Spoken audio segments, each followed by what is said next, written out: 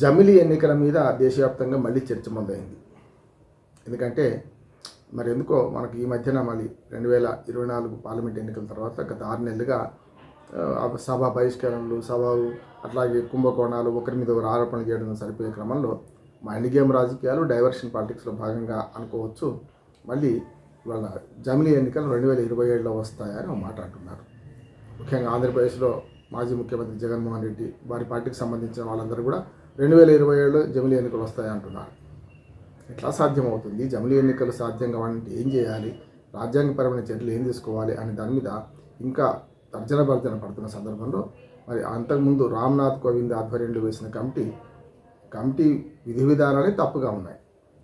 అంటే జమిలీ ఎన్నికలు జరపడానికి ఉన్న అవకాశాలు పరిశీలించండి అంటే వేరు. జమిలీ ఎన్నికలు జరపడానికి ఉన్న ఏం చట్టాలు చేయాలి అని డైరెక్ట్ క్వశ్చన్, లీడింగ్ క్వశ్చన్ వేసి వాళ్ళను రెఫరెన్స్ చేసి ఇచ్చారు. దాంతో వాళ్ళు కూడా ఏం చేశారు, ఏమేం చేస్తే జమిలీ ఎన్నికలు జరపవచ్చు అన్నారు. జమిలీ ఎన్నికలు అవసరమా లేదా అనే చర్చ లేనప్పుడు జమిలీ ఎన్నికలు జరపాలంటే ఏం చేయాలి అన్నప్పుడు ఆటోమేటిక్గా ప్రశ్న తప్పైతే జవాబు తప్పు వస్తుంది. ముఖ్యంగా ఎవరైనా మిమ్మల్ని, మీ భార్యను మీరు కొడుతున్నారా మానేశారా, రెండే ఆప్షన్లు, కొడుతున్నా ఇప్పుడు మానేసిన అని చెప్పమన్నారు అనుకోండి. అప్పుడు ఏమొస్తుంది? కొడుతున్నా అంటే తప్పు, మానేసిన అంటే అంతకు ముందు కొట్టినట్టే లెక్క. ఈ రెండే ఆప్షన్ అన్నప్పుడు అది సమస్య వస్తుంది. కానీ ఇంకొక ఆప్షన్ ఇచ్చిన అనుకోండి వేరే ఉంటుంది. అదే ప్రశ్నలో మరి ఈ రెండు కలిపి చెప్పొచ్చు అండి, నేను కొట్టలేదు కొట్టను కూడా అన్నాడు అనుకోండి. అప్పుడు ఆటోమేటిక్ కొడుతున్నారా అంటే కొట్టలేదు కొట్టను కూడా అన్నప్పుడు వేరే వస్తుంది. ఈ మాటలు కాదు, ఈ మేము ప్రశ్న వేసిన జవాబులు చెప్పాలి అని అంటే ఇట్లా వస్తుంది. ఇవాళ ఏమైంది, రామ్నాథ్ కోవింద్ గారు దానికి అవకాశాలు పరిశీలించకుండా ఎట్లా చేస్తే జమిలీ ఎన్నికలు చేయొచ్చు అన్నారు. అసలు విషయం మర్చిపోయి ఆర్పీ యాక్ట్లో ఏం చేయాలి, రాజ్యాంగంలో ఏం రప్పులు చేయాలి, ఒకవేళ మరి ప్రభుత్వాలు పడిపోతే ఏం చేయాలి అనే దాని మీద సమగ్ర విచారణ కూడా సరిగ్గా జరపలేదు అనుకుంటున్నాను. ఆదరాబాద్ రిపోర్ట్ ఇచ్చేశారు. నేనేమంటున్నానంటే ఇవాళ జమిలీ ఎన్నికలు అవసరమా కాదా అంటే అవసరమే లేదు.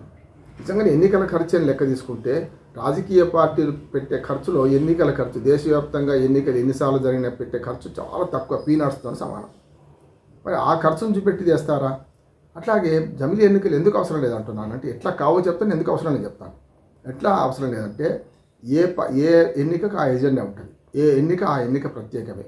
పంచాయతీ ఎన్నికల్లో పార్లమెంటు సమావేశాల గురించో పార్లమెంటు సమస్యల గురించి మాట్లాడడం కదా, దేశ సమస్యల గురించి మాట్లాడడం కదా. పంచాయతీ ఎన్నికల్లో మన ఊరు సర్పంచ్ ఎవరు కావాలి, వార్డు మెంబర్ ఎవరు కావాలి అనేది ప్రాతినిధ్య ప్రజాస్వామ్యం.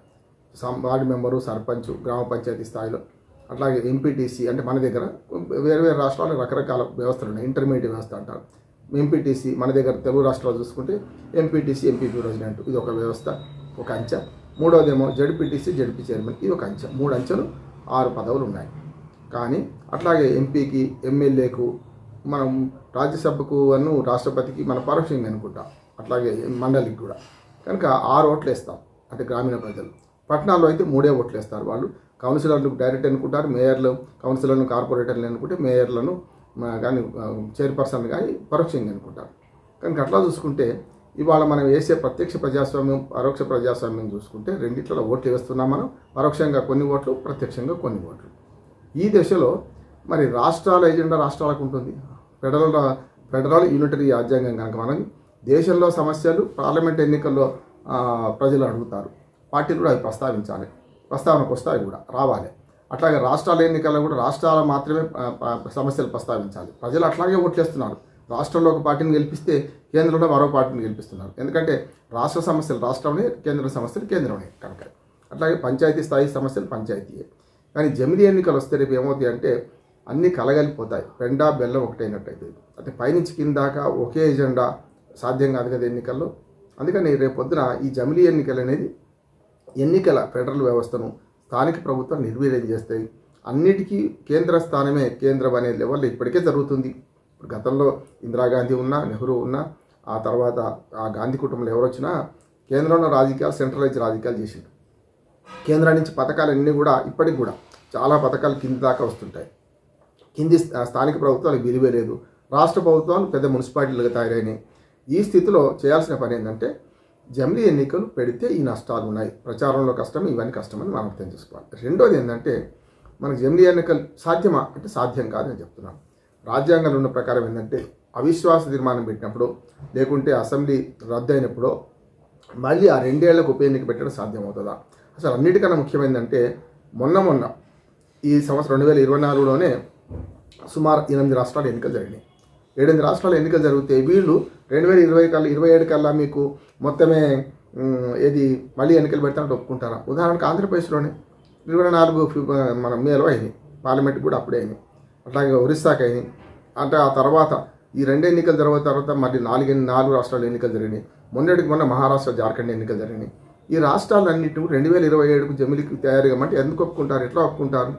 కనుక ఇవన్నీ సమస్యలు. ఒకవేళ నిజంగానే ఇవన్నిటిని ఒప్పిస్తే మరి వచ్చే సంవత్సరంలో మళ్ళీ 4 రాష్ట్రాల ఎన్నికలు ఉన్నాయి. 2026లో మరో 4 రాష్ట్రాల ఎన్నికలు ఉన్నాయి. అంటే ఎప్పుడు కూడా ఈ నిరంతర ప్రక్రియ నడుస్తూనే ఉంటుంది. దీన్ని ఆపి అన్నిటిని ఒక దగ్గర చేయాలంటే ఒక సర్పంచ్ను ఉండగానే ఆ గ్రామాన్నో లేకుంటే దాన్నో వేరే మండలంలోనో లేకుంటే వేరే మున్సిపాలిటీలోనో విలీనం చేయడానికి వీలుని పరిస్థితి వస్తుంది వాళ్ళ పదవీ కాలం పూర్తయ్యేదాకా. అటువంటి అప్పుడు ఒక సర్పంచ్నే తన ఎన్నికైన కాలానికి పరిమితం చేసి అంతకన్నా ముందు తీసేయలేని పరిస్థితి ఉంటే మరి చట్టసభలైన పార్లమెంట్లు, అసెంబ్లీలు కానీ వీటన్నిటిని ఎట్లా చేస్తారని అంటే ఏం లేదు, ఇది కొండను దవ్వి ఎలకని పట్టినట్టు అవుతుంది. ఇప్పుడున్న రాజ్యాంగ నిబంధనల ప్రకారం మన వెస్ట్ మినిస్టర్ పద్ధతి మనది.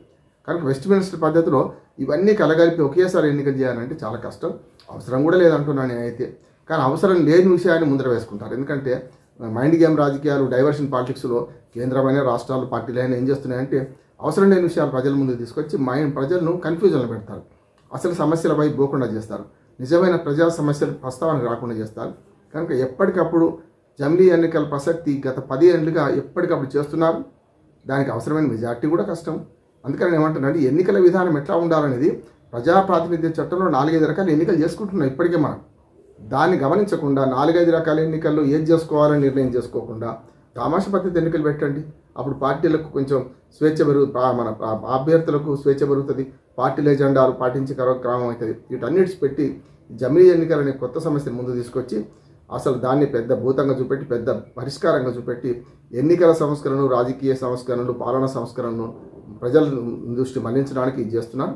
ఇది సరైనది కాదు. జమిలీ ఎన్నికలు జరగవు అని నేను ఖరాఖండిగా చెప్పగలుగుతాను. నమస్కారం.